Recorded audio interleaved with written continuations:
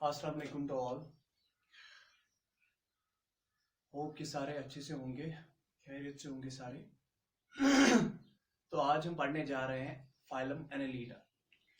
तो फाइलम एस्क्लेहेलमिंथस तक हमने कंप्लीट किया है और आज हम पढ़ने जा रहे हैं फाइलम एनेलिडा के बारे में। तो फाइलम एनेलिडा जो है एक बड़ा ही इंपॉर्टेंट फाइलम है। इसमें क्वेश्चंस आ जाते हैं, ऑब्जेक्टिव्स आ जाते हैं इससे। तो चलिए जी स्टार्ट करते हैं हम फाइलम एनेलिडा। अब देखो फाइलम एनेलिडा जो है ऑलमोस्ट इस फाइलम में 9000 से लेकर 10,000 स्पीशीज ऑफ एनिमल्स पाई जाती है। 9000 से लेकर 10,000 species. This phylum contains 9000 to 10,000 species. इस फाइलम में 9000 से लेकर 10,000 स्पीशीज पाई जाती है। अब ये जो फाइलम एनेलिडा है, फाइलम एनेलिडा, ये जो टर्म एनेलिडा है, टर्म एनेलिडा को पहली दफा कॉइन किसने किया? It was Lamarck. Lamarck coined term Annelida. Lamarck ने टर्म एनेलिडा को कॉइन किया। और एनेलिडा का मतलब है क्या? एनेलिडा का मतलब है एनुअल रिंग्स।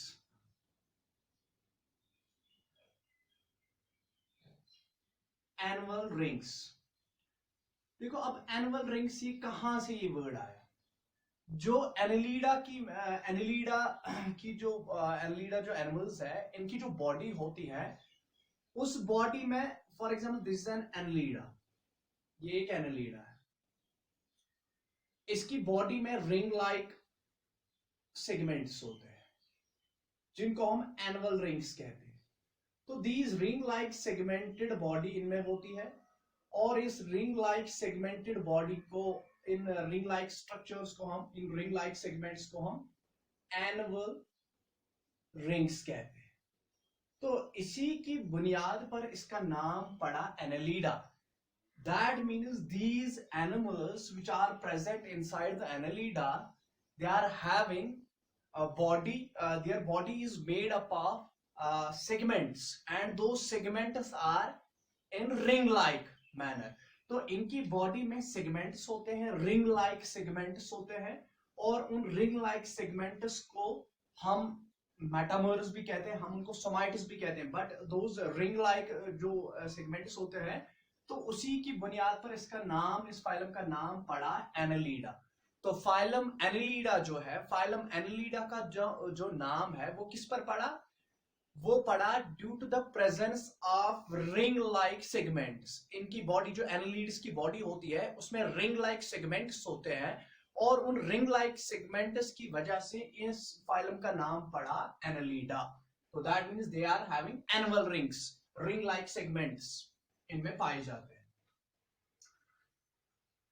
अब ये तो था नाम इस फाइलम का, एनेलिडा क्यों पड़ा? तो इसमें प्रेजेंस ऑफ एनुअल रिंग्स इनकी बॉडी में होती है, एनेलिड्स की बॉडी में एनुअल रिंग्स होती है। अब देखो एनेलिडा जो फाइलम है, एनेलिडा फाइलम जो है एक्चुअली अगर मैं बात करूं फाइलम एनेलिडा की, तो फाइलम एनेलिडा में 3 क्लासेस आ जाती है। एक तो आ जाती है ओलिगोचाइटा, पॉलीचाइटा एंड हिरुडीनिया। तो 3 क्लासेस इसमें, हिरुडीनिया, ओलिगोचाइटा एंड पॉलीचाइटा। और इन तीनों क्लासेस के जो ऑर्गेनिज्म है, दैट मींस ओलिगोचाइटा में पैरेंथीमा पोस्ट्यूमा आ जाता है, अर्थवर्म आ जाती है, well known organism of this phylum. तीन ऐसे दैट मींस जो 3 ऐसे एनिमल्स है इस फाइलम एनेलिडा में जो बहुत ही ज्यादा फेमस एनिमल्स है। एक तो है पैरेंथीमा पोस्ट्यूमा, दैट मींस अर्थवर्म। दूसरा है नेरीज, जिसको हम सैंडवर्म कहते हैं, वो किस क्लास में आता है? पॉलीचाइटा में आता है। और तीसरा है हिरुडीनिया, जिसको हम लीच कहते हैं, वो क्लास हिरुडीनिया में आता है। अब देखो ये जो एनेलिडा है, एनेलिड्स की बॉडी, मैंने क्या कहा, इनकी बॉडी सेगमेंटेड होती है। तो पहला इनका जो बेसिक वाला कैरेक्टरिस्टिक है, पहले मैं वो ले लूंगा यहां पर, बेसिक कैरेक्टरिस्टिक, जिससे हम दूर से इनको पहचान सकते हैं। फाइलम एनालिडा का एक पर्टिकुलर कैरेक्टरिस्टिक है जो बाकी फाइलम्स में नहीं है, तो उस पर्टिकुलर कैरेक्टरिस्टिक को पहले मैं यहां पर आपको समझाता हूं, वो कैरेक्टरिस्टिक क्या है। तो एनालिड्स की बॉडी जो होती है, एनालिड्स की for example I will take the example of earthworm के एग्जांपल मिलेगा।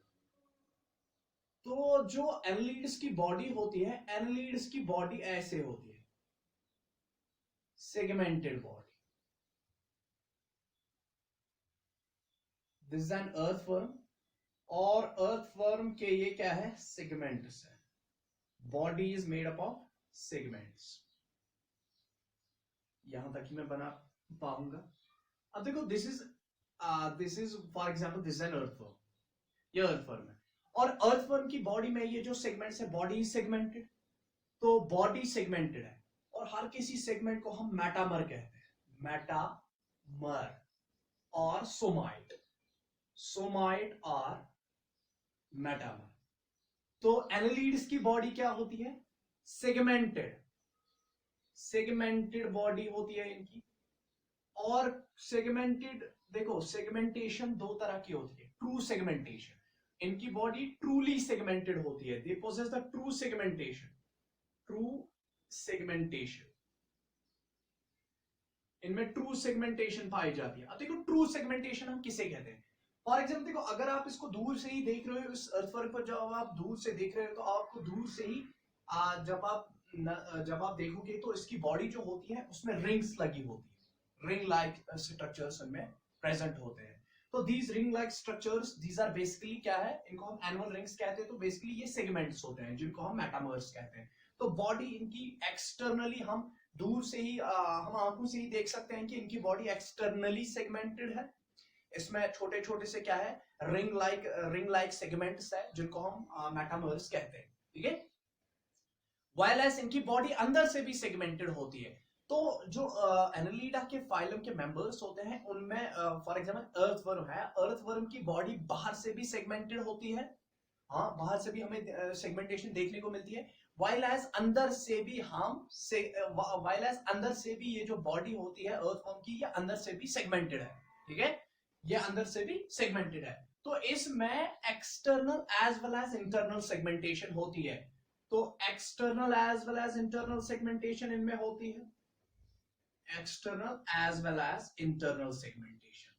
तो दोनों तरह की सेगमेंटेशन है, बाहर से भी सेगमेंटेशन है और अंदर से भी हमें सेगमेंटेशन देखने को मिलती है एनालिड्स में। External as well as internal segmentation हमें देखने को मिलती है। और मैंने क्या कहा आपको यहां पर, ट्रू सेगमेंटेशन। देखो body segmented, external as well as internal segmentation इनमें होती है एनालिड्स में, और हर किसी सेगमेंट को क्या हम बोलते हैं, मेटामर बोलते हैं। लेकिन देखो अब ये जो ट्रू सेगमेंटेशन है, ट्रू सेगमेंटेशन का मतलब क्या है। ट्रू सेगमेंटेशन का मतलब है, अगर ये जो सेगमेंटेशन जो होती है, बॉडी सेगमेंटेड होती है, लेकिन अगर उस एनिमल का एम्ब्रियो भी सेगमेंटेड है और अडल्ट भी सेगमेंटेड है। फॉर एग्जाम्पल जहां पर एम्ब्रियो है, this is an embryo, for example this is an embryo, ये एक एम्ब्रियो है। अगर एम्ब्रियो भी सेगमेंटेड है और this is embryo, for example this is embryo, ये एम्ब्रियो है, एम्ब्रियो भी सेगमेंटेड है और क्या है, एम्ब्रियो भी सेगमेंटेड है और एडल्ट भी सेगमेंटेड। तो अगर एम्ब्रियो भी सेगमेंटेड होगा और एडल्ट भी सेगमेंटेड है, that segmentation is known as true segmentation। तो आप याद क्या रखोगे, what is true segmentation, in which adult as well as embryo, in which embryo stage भी segmented होगा, उसके बाद जब ये adult बनेगा, adult में भी segmentation हमें देखने को मिलेगी। तो उन एनिमल्स में जिनका एम्ब्रियो भी सेगमेंटेड होता है, उसके बाद एडल्ट स्टेज भी सेगमेंटेड होता है, उस सेगमेंटेशन को हम ट्रू सेगमेंटेशन कहते हैं, in which embryo as well as adult stage is segmented, adult is segmented. तो अडल्ट और एम्ब्रियो दोनों स्टेज क्या है, सेगमेंटेड है। तो that segmentation is known as true segmentation, और इसी सेगमेंटेशन को हम मेटामेरिक सेगमेंटेशन कहते हैं। तो मेटामेरिज्म जो देखने को हमें मिलता है, this is one of the diagnostic characters of the annelids, they possess the metameric segmentation। किसी अभी आपने किसी भी फाइलम में ये मेटामेरिक सेगमेंटेशन ट्रू सेगमेंटेशन हमें देखने को नहीं मिली अभी तक, हमने जो एस्क्लेहेलमाइंथस पढ़े थे। लेकिन एनालिडा एक ऐसा फाइलम है जिसमें मेटामेरिक सेगमेंटेशन देखने को हमें मिलती है। What is metameric segmentation? Metameric segmentation is basically the true segmentation. And what is true segmentation? जिसमें एम्ब्रियो भी सेगमेंटेड होगा और एज वेल एज अडल्ट भी सेगमेंटेड होगा। तो उस वाली सेगमेंटेशन को हम मेटामेरिक सेगमेंटेशन कहते हैं। मेटामेरिज्म भी आप कह सकते हो और मेटामेरिक सेगमेंटेशन। तो what is metamerism? Metamerism is simply an animal which is having true segmentation. And what is true segmentation? True segmentation क्या होगी? True segmentation वो वाली segmentation होगी जिसमें एम्ब्रियो का स्टेज भी, उस एनिमल का एम्ब्रियो का स्टेज भी सेगमेंटेड होगा एज वेल एज अडल्ट का स्टेज भी सेगमेंटेड होगा। That is known as true segmentation और मेटामेरिज्म। तो this is one of the diagnostic characters of the annelids, they possess the metamerism.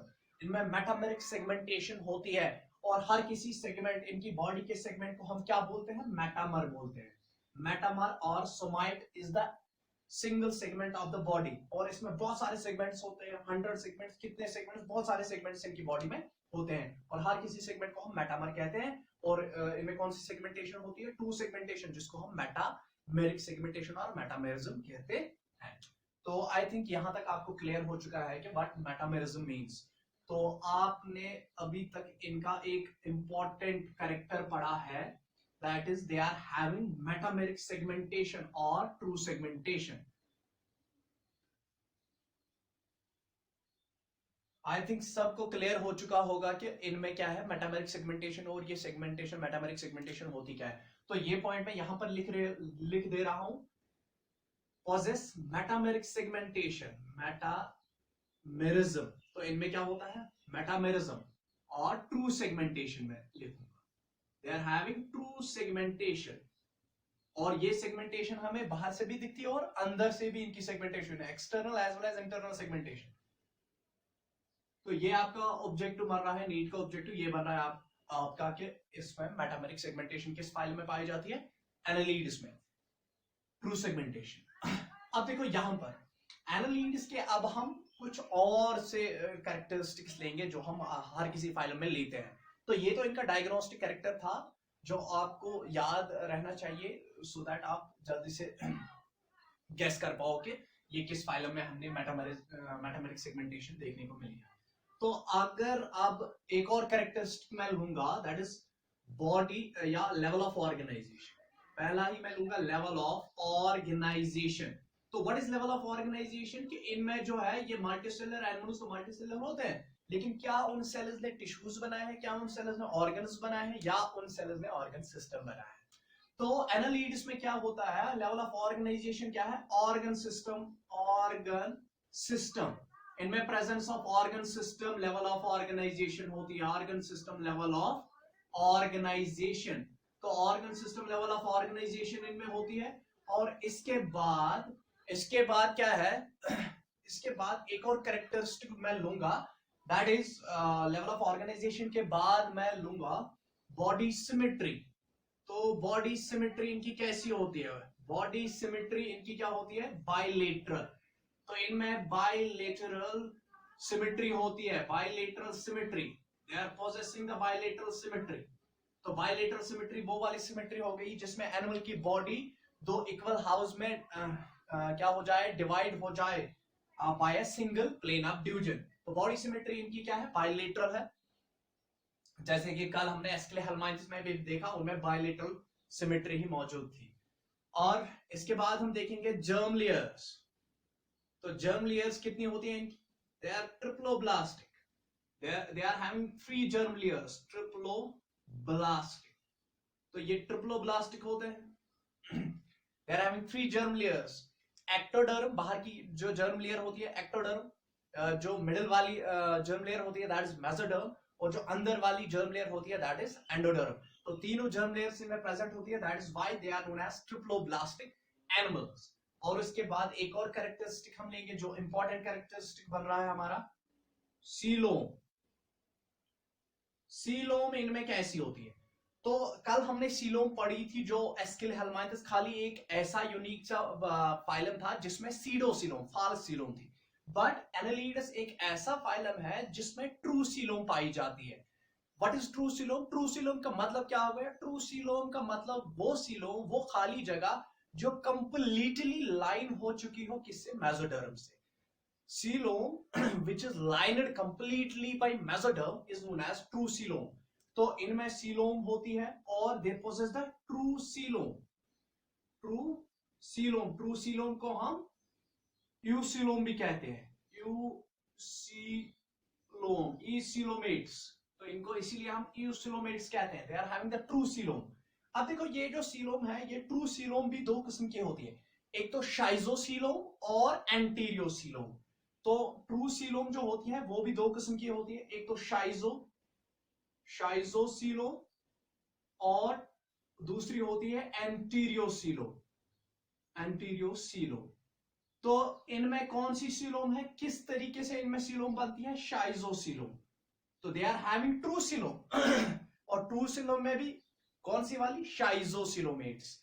तो मैंने आपको ये सीलोम का अगर किसी को भी ये समझ नहीं आ रहा है कि ये ट्रू सीलोम, शाइजोसीलोम और एंटीरियोसीलोम क्या है, तो he or she can watch my previous lectures। जो मैंने previous lectures इसमें दिए हैं, basis of classification मैंने दिए हैं, तो अपलोड किए हैं मैंने यूट्यूब पर भी तो वहां पर पहले आप देखिए, उसके बाद यहां पर आए, तब जाके आपको समझ आएगा कि what coelom means, what schizocoelom means और व्हाट एंटीरियोसीलोम मींस। तो इनमें सीलोम होती है ट्रू सीलोम। ट्रू सीलोम एक ऐसी सीलोम है जो स्पेशस कैविटी है between the body wall and alimentary canal, उसको हम सीलोम कहते हैं। और ये जो ट्रू सीलोम होती है ये कंप्लीटली लाइन हुई होती है बाय द मेसोडर्म। और ये जो ट्रू सीलोम है ये दो किस्म की होती है, एक तो शाइजोसीलोम और एंटीरियोसीलोम।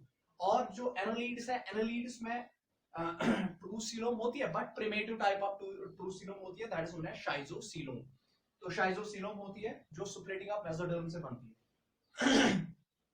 तो यहां तक ये क्लियर है।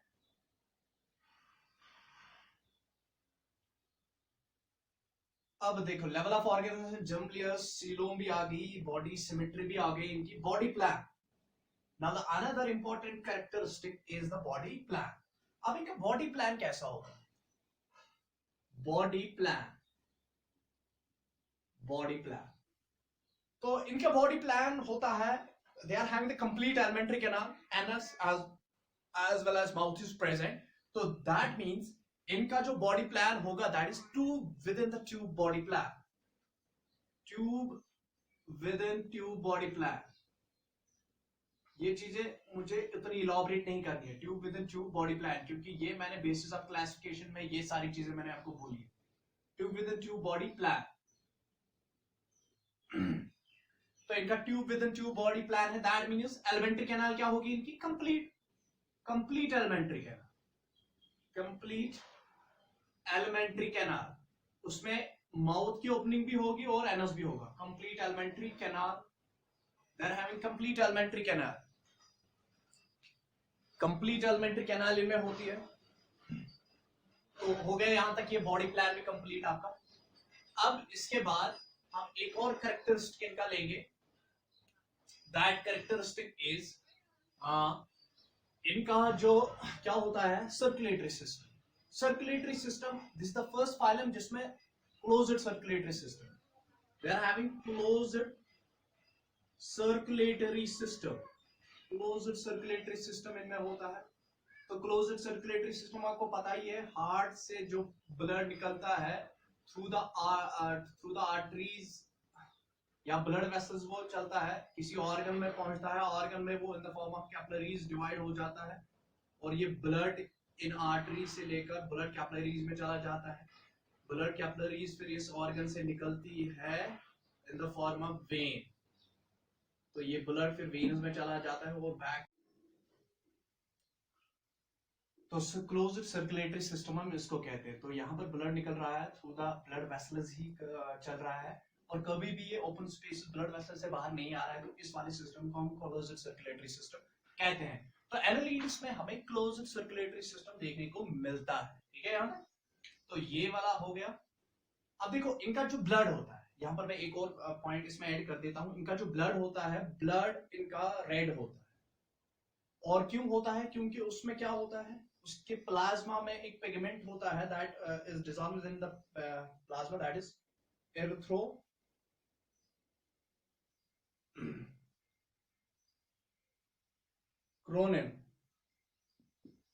एरिथ्रोक्रोनिन एक इनमें पिगमेंट होता है जो प्लाज्मा में डिसॉल्व हुआ होता है, ठीक है। तो इसकी वजह से इनका जो ब्लड होता है, blood is red in colour, red in colour, blood is red in colour. अब चलिए आगे चलते हैं। तो पहले ये हम सारे ये कैरेक्टरिस्टिक्स हम खत्म करेंगे, उसके बाद थोड़ा सा हम इंटरेस्टिंग से कुछ फीचर्स एनालिडा के लिए लेंगे। तो एक और कैरेक्टरिस्टिक मैं यहां पर लूंगा, दैट इज इनके एक्सक्रीशन। एक्सक्रीशन के लिए इनमें हर किसी सेगमेंट में जो इनकी बॉडी होती है वो सेगमेंटेड होती है, और एक सेगमेंट को हम मेटामर भी कहते हैं या सोमाइड भी कहते हैं। तो हर किसी सेगमेंट में एक एक्सक्रीटरी ऑर्गन होता है, उस एक्सक्रीटरी ऑर्गन को हम नेफ्रीडिया कहते हैं, और नेफ्रीडिया।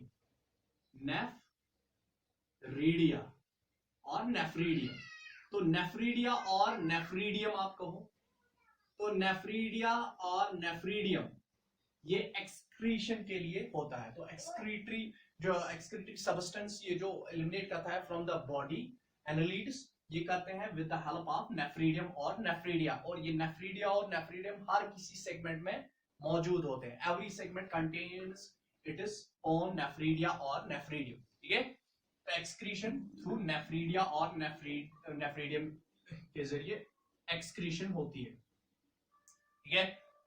अब इनका नर्वस सिस्टम अगर हम देखें, नर्वस सिस्टम, अब देखो नर्वस सिस्टम क्या है। नर्वस सिस्टम इनका वैसा ही होता है जैसे हमने प्लैटिहेल्मिन्थस में पढ़ा है। तो प्लैटिहेल्मिन्थस में या स्केलेहेल्मिन्थस हमने पढ़ा, उसमें गैंग्लिया यहां पर होता है। दैट मींस जो न्यूरॉन्स होते हैं उनकी सेल बॉडीज एक ही जगह उन्होंने क्लस्टर किया होता है, तो उसको हम गैंग्लिया कहते हैं। तो उसके बाद वो गैंग्लिया से क्या निकलते हैं, दो वेंट्रल सॉलिड नर्व कॉर्ड्स निकलते हैं, two ventral solid nerve cords निकलते हैं। तो वैसा ही इसका भी क्या है, इनका भी वैसा ही नर्वस सिस्टम है। तो नर्वस सिस्टम कैसा है इनका, गैंग्लियोनेटेड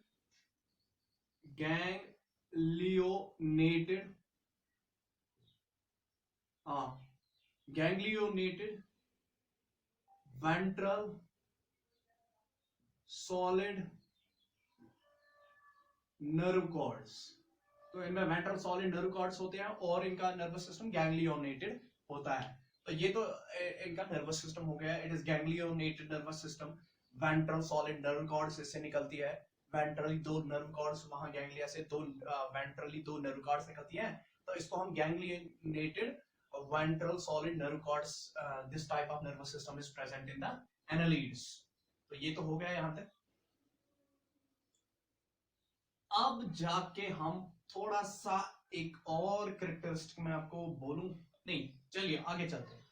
तो देखो हमें वैसे तो हमें क्लासेस हमें अप टू द फाइलम ही एनसीईआरटी ने दिया है कि अप टू द फाइलम हमारा सिलेबस है, अप टू द फाइलम ही हमें पढ़ना है। बट फॉर इंफॉर्मेशन और इसको अच्छे से एनालिडा को अच्छे से समझने के लिए, क्योंकि इसमें जो मेन ऑर्गेनिजम्स आते हैं वो तो अर्थवर्म आती है, वो तो नेरिस और हिरडिनिया आता है। तो कभी कभार उस पर क्वेश्चंस आ जाते हैं, तो उनको अच्छे से समझने के लिए यहाँ पर मैं आपको क्लासेस की इंफॉर्मेशन थोड़ी सी आपको दूंगा। तो एनालिडा जो है, एनालिडा 3 क्लासेस में डिवाइड हो चुका है। One of the class is oligochaeta और दूसरा है पॉलीचेटा और तीसरा है हिरडीनिया। तो 3 क्लासेस है, लेकिन on the base of classes, on the base of locomotory organs, on the base of locomotory organs ये क्लासिफिकेशन हुई है, ठीक है। On the basis of locomotory organs which are present in the these animals. तो ये 3 classes बन गए हैं on the base of locomotory organs. किस तरह के इनके पास किस तरह के लोकोमोटरी ऑर्गन्स है, उसी की बुनियाद पर ये 3 क्लासेस किसके बन गए हैं, एनालिडा के 3 क्लासेस बन गए, ओलिगोचेटा, पॉलीचेटा एंड हिरडीनिया। देखो बहुत ही आसान है, आपको कुछ याद नहीं रखना है। ओलिगोचेटा जो है ऑलिगोचाइटा। ऑलिगोचाइटा में एक एग्जांपल मैं देता हूं। ऑलिगोचाइटा में जो इंपॉर्टेंट मेंबर है दैट इज पैरेंथीमा पोस्टुमा, अर्थवर्म। अर्थवर्म इसमें आती है, जिसको हम साइंटिफिक नेम जिसका क्या है, पैरेंथीमा पोस्टुमा, अर्थवर्म इसमें आती है। पॉलीचाइटा, पॉलीचाइटा में कौन आता है, नेरीज, नेरीज जिसको हम सैंड वर्म कहते हैं, सैंड वर्म। और हिरिडीनिया में कौन आता है, हिरिडीनिया में आ जाता है हिरिडीनिया, हिरिडिनेरिया, हिरिडिनेरिया आ जाता है इसमें, ठीक है, जिसको हम लीच कहते हैं, लीच। एक देखो ये ऑलिगोचाइटा जो है, ये अर्थवर्म जो है, it is terrestrial in habitat. इसका हैबिटेट क्या है, टेरेस्ट्रियल, ये लैंड पर पाई जाती है, टेरेस्ट्रियल है। Polychaeta it is found in water, और ये सलाइन वाटर्स में पाई जाती है। और ये जो हिरिडीनिया है, it is found in also in the water but fresh water, तो इसका habitat fresh water, it is fresh water. अब देखो ये तो आपको याद रखने कि ऑलिगोचाइटा में कौन आता है, अर्थवर्म आ जाती है ऑलिगोचाइटा में। पॉलीचाइटा में कौन आता है, नेरीज जिसको हम सैंडवर्म कहते हैं। और हिरिडीनिया में कौन आता है, हिरिडिनेरिया जिसको हम लीच कहते हैं, और ये फ्रेश वाटर है, ये स्ट्रीम्स में पाई जाती है। हिरिडीनिया को हम क्या कहते हैं, यथृच्छवर्ण, हिरिडीनिया, नेरीज सैंडवर्म है। अब देखो यहां पर हम देखेंगे, अब थोड़ा सा इंटरेस्टिंग कुछ पढ़ेंगे हम एनालिडा के बारे में। अब देखो थोड़ा सा इंटरेस्टिंग क्या है, ये मैं यहां पर डायग्राम बना रहा हूं किसकी, नेरीज की। देखो Nereis,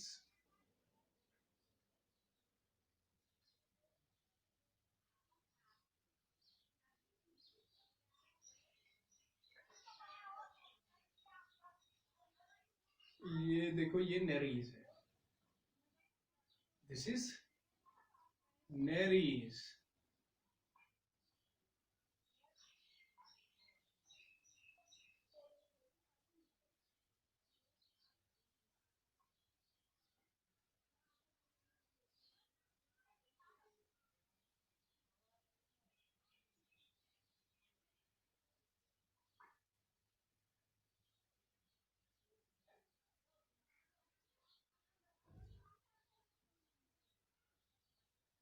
Nereis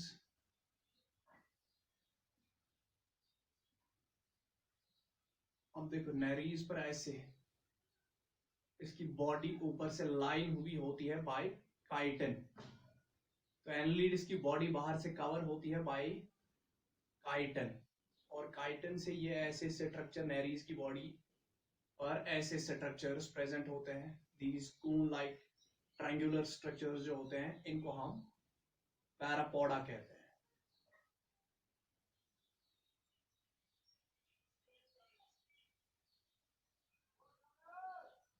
पैरापोडा, these are parapodias. तो नेरीज की बॉडी पर किटेनियस स्ट्रक्चर्स होते हैं, these chitinous structures, hard chitinous structures are known as पैरापोडा।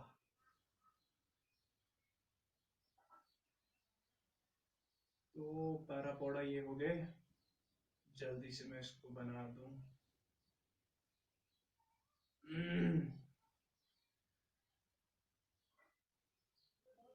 अब देखो, नाउ दिस इज पैरापोडा, इसको मैं पैरापोडा कहता हूं, या पैरापोडियम या पैरापोडा, ठीक है, दीज ट्रायंगुलर स्ट्रक्चर्स। और इनको हम पैलपस कहते हैं, आपके एनसीईआरटी में दिया है पैलप्स। ये सेंसरी स्ट्रक्चर्स होते हैं, सेंसरी स्ट्रक्चर्स, पैलप्स। अब देखो इन पैरापोडा पर ऐसे हेयर लाइक स्ट्रक्चर्स होते हैं, those are known as setae, S shaped होते हैं, एस शेप्ड ऐसे स्ट्रक्चर्स होते हैं, these are known as setae. और बहुत सारे सीटेज पर लगे होते हैं, there are large number of setae present. अगर मैं यहां ऐसे बना दूं, 2 SS, large number of CTs are present.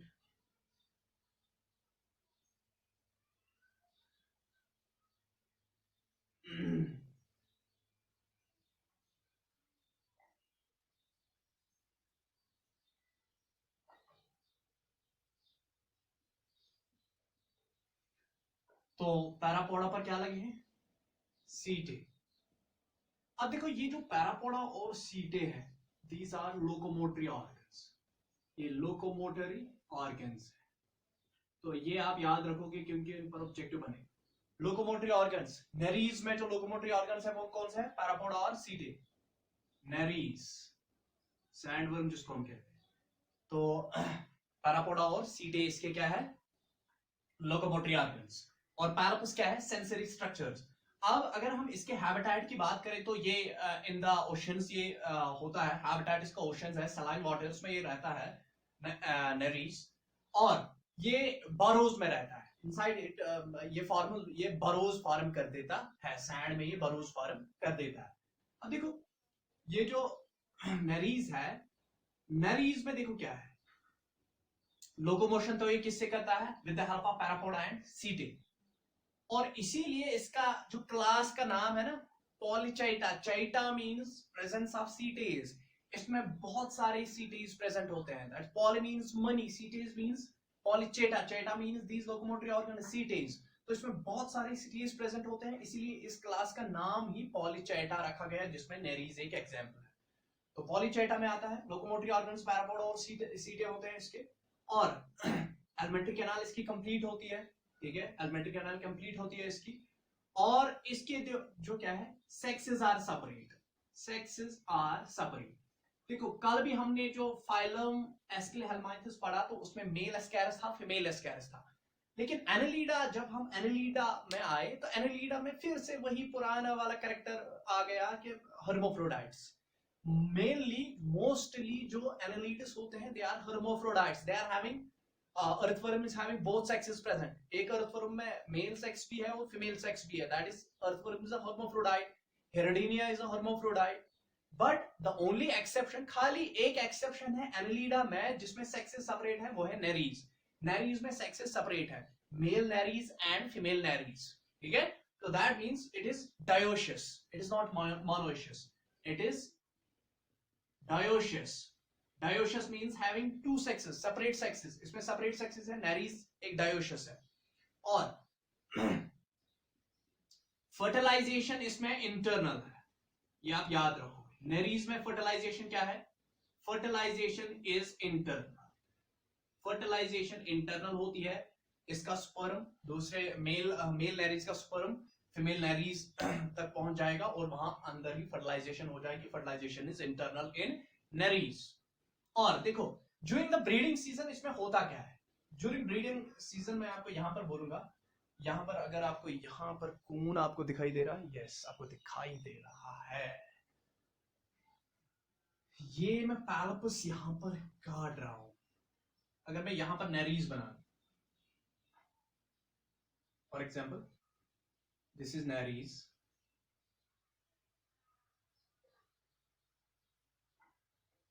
During breeding season देखो क्या हो जाता है।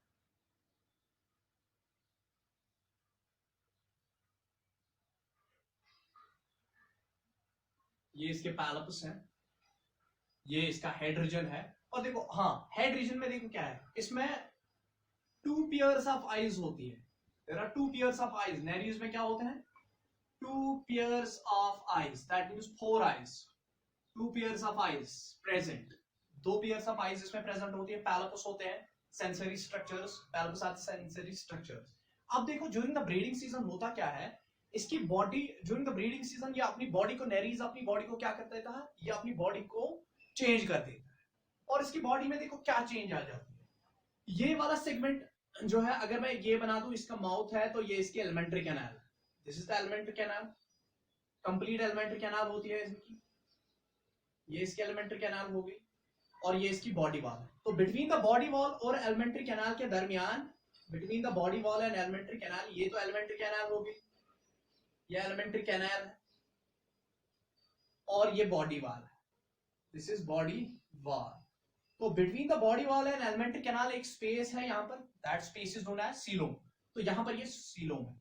लेकिन ड्यूरिंग द ब्रीडिंग सीजन एक आधा सेगमेंट्स, आधी बॉडी में क्या हो जाता है, यहाँ पर ये टेम्पररी टेस्टिस या ओवरीज बना देता है। टेम्पररी टेस्टिस इसने बना दी, तो टेम्पररी टेस्टिस स्पर्म्स यहाँ पर आ जाते हैं। ये स्पर्म्स को डायरेक्टली कहां पर डालता है, सीलोम। तो टेम्पररी टेस्टिस से डायरेक्टली स्पर्म निकल गए और स्पर्म्स कहां पर चले गए, इनसाइड द सीलोम। तो स्पर्म्स डायरेक्टली ये किस में डालता है, इनसाइड द सीलोम, ठीक है। तो सीलोम में ये स्पर्म्स इसने डाल दिए, टेम्पररी स्ट्रक्चर्स में टेम्पररी टेस्टिस बना दिया ड्यूरिंग द ब्रीडिंग सीजन, और उसके बाद इसने उन टेस्टिस से स्पर्म्स रिलीज किया, और वो स्पर्म्स कहां पर चले गए, दो sperms they went into the coelom, वो इस स्पेशियस कैविटी में आ गए। अब इस स्पेशियस कैविटी, इस सीलोम से अब ये स्पर्म कैसे बाहर निकलेगा, ठीक है। अब ये कैसे बाहर निकलेगा और ये कैसे फीमेल तक पहुंच जाएगा। अब देखो यहाँ पर इसकी बॉडी में दो हिस्से बन रहे हैं ड्यूरिंग द ब्रीडिंग सीजन, दो चीजें इसमें बन रही है। ये वाला हिस्सा इसमें, ये वाला हिस्सा ना तो ये टेस्टिस फॉर्म कर रहा है ना तो कुछ फॉर्म कर रहा है, तो दैट मीन्स ये हिस्सा जो बॉडी का है ये कुछ अलग सा दिखता है, तो इसको हम एटोक कहते हैं, एटोक। तो atoke, this part of the body is known as atoke. और ये जो जिसमें ये स्पर्म्स टेस्टिस बन रहे हैं, दिस इज नोन एज एपिटोक, एपिटोक। तो जिन सेगमेंट्स में ये टेस्टिस वेस्टिस बन रहे हैं, दैट जो मुख्तलिफ है किससे, इस वाली बॉडी पार्ट से। इसमें जो टेस्टिस वेस्टिस, एटोक रीजन में टेस्टिस वेस्टिस कुछ नहीं बन रहे हैं, तो इसमें उतनी खास चेंज नहीं आ रही है एटोक में। बट एपिटोक वो ऐसा रीजन है जिसमें ये चेंजेस आ रही है, जिसमें टेम्पररी टेस्टिस बन रही है, स्पर्म्स फिर रिलीज होते हैं इनटू द सीलोमिक कैविटी में। तो this is known as epitoke and this is known as atoke, ठीक है। ड्यूरिंग द ब्रीडिंग सीजन दो पार्ट्स में बन रहे हैं, epitoke and atoke. Atoke means those part of the body which are not which do not take part in the reproduction। तो ये इस पार्ट में कुछ टेस्टिस वेस्टिस ऐसे कुछ स्ट्रक्चर्स नहीं बन रहे। बट एपिटोक सेगमेंट, एपिटोक रीजन इस मैरीज की बॉडी का ये वाला रीजन जो है जिसको हमने एपिटोक कहा, इसमें चेंजेस आ जाती है, इसमें टेम्पररी टेस्टिस बनते हैं, उनसे स्पर्म निकलते हैं, वो सीलोमिक कैविटी में चले जाते हैं, तो इसको हम एपिटोक कहते हैं, ठीक है। अब देखो यहां से अब ये स्पर्म कैसे बाहर निकलेगा। एक देखो यहां पर इनका नरीज कैसे आपस में फर्टिलाइजेशन कैसे ही कर सकते हैं। फॉर एग्जाम्पल दिस इज, यहां पर मैं इसको दिखाऊंगा, दिस इज फीमेल और ये मेल। अब देखो ये स्पर्म फीमेल तक पहुंचना चाहिए, लेकिन अब ये कैसे करेंगे, तो ये अपने बाहर से बाहर निकलते हैं, अपने घोंसलों से ये बाहर निकलते हैं, और ये एक दूसरे के इर्द गिर्द, फीमेल और मेल एक दूसरे के इर्द गिर्द क्या लगाते हैं, चक्कर लगाते हैं। तो जब ये चक्कर लगाते हैं तो क्या हो जाता है, फीमेल की बॉडी बर्स्ट हो जाती है, मेल की बॉडी भी बर्स्ट हो जाती है। तो जब मेल की बॉडी बर्स्ट होगी, इनसे स्पर्म निकल गए, फीमेल की बॉडी बर्स्ट होगी, इससे एग निकल गया। तो जब एग और कौन, ये एक तरीका है फर्टिलाइजेशन का, एग और स्पर्म क्या हो गए, एग और स्पर्म मिल गए तो फर्टिलाइजेशन हो गई। तो ये एक तरीका है, ये बड़ा ही लीथल वाला तरीका है, जिसमें दोनों जो एडल्ट्स हैं वो मर जाते हैं और फर्टिलाइजेशन तब हो जाती है, क्योंकि इनकी बॉडीज बर्स्ट होती है, इनसे एग और स्पर्म निकल जाते हैं और वो फर्टिलाइज करते हैं। ये तो एक तरीका। दूसरा तरीका क्या है, दूसरा तरीका है ये अपने एनस को फीमेल के माउथ पर लगाता है और ये स्पर्म्स को वहीं से इसमें एंटर करा देता है। तो वो दूसरा तरीका है, ठीक है। और फर्टिलाइजेशन में इंटरनली होती है, ठीक। तो ये नरीज के बारे में था थोड़ा सा। और देखो फर्टिलाइजेशन के बाद एम्ब्रियो बनेगा, उसके बाद पहले फिर लार्वा बन जाता है, लार्वा के बाद क्या हो जाता है, फिर अडल्ट बन जाता है। तो दैट मीन्स अगर एग से लार्वा बन रहा है, लार्वा से एडल्ट बन रहा है, दैट मीन्स फर्टिलाइजेशन तो इंटरनल है but the development is indirect. तो इसमें इनडायरेक्ट डेवलपमेंट होती है, और इनडायरेक्ट डेवलपमेंट में कौन सा लार्वा है, टोकोफोर लार्वा। तो ये आप याद रखो, टोकोफोर लार्वा इसमें इंक्लूड होता है। टोकोफोर लार्वा, नरीज में कौन सा लार्वा है, development, during the development development इनकी क्या है? Development is indirect, development is indirect, indirect development. और इनमें कौन सा लार्वा पाया जाता है? टोकोफोर लार्वा। टोकोफोर लार्वा किस में आता है? नरीज में आता है। ठीक है, तो ये तो होगी ये तो कुछ चीजें थी किसके बारे में? ये कुछ चीजें थी नरीज नरीज के बारे में।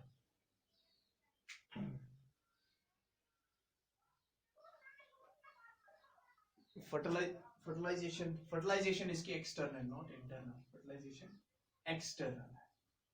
अब यहां पर देखो, अब देखो ये तो नरीज के बारे में था। अब यहां पर थोड़ा सा हम, ये तो फाइलम खत्म होने वाला है। Now this phylum is towards it's and.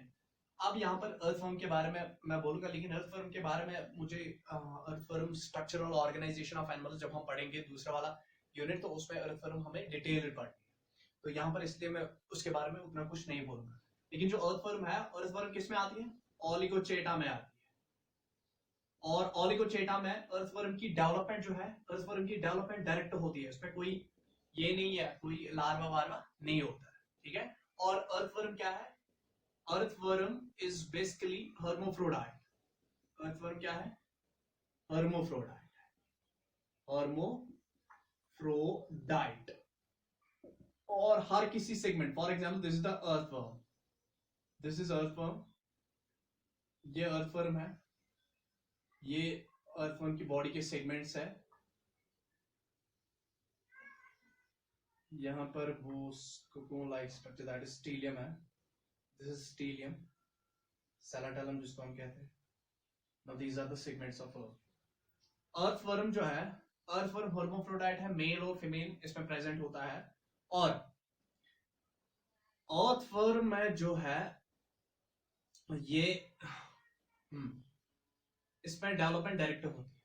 ठीक है, इसमें डेवलपमेंट डायरेक्ट होती है। और हर किसी सेगमेंट पर इसको क्या होते हैं? एस शेप्ड स्ट्रक्चर्स, किटिनियस काइटिन के बने हुए एस शेप्ड स्ट्रक्चर्स होते हैं, जिनको हम सीटे कहते हैं।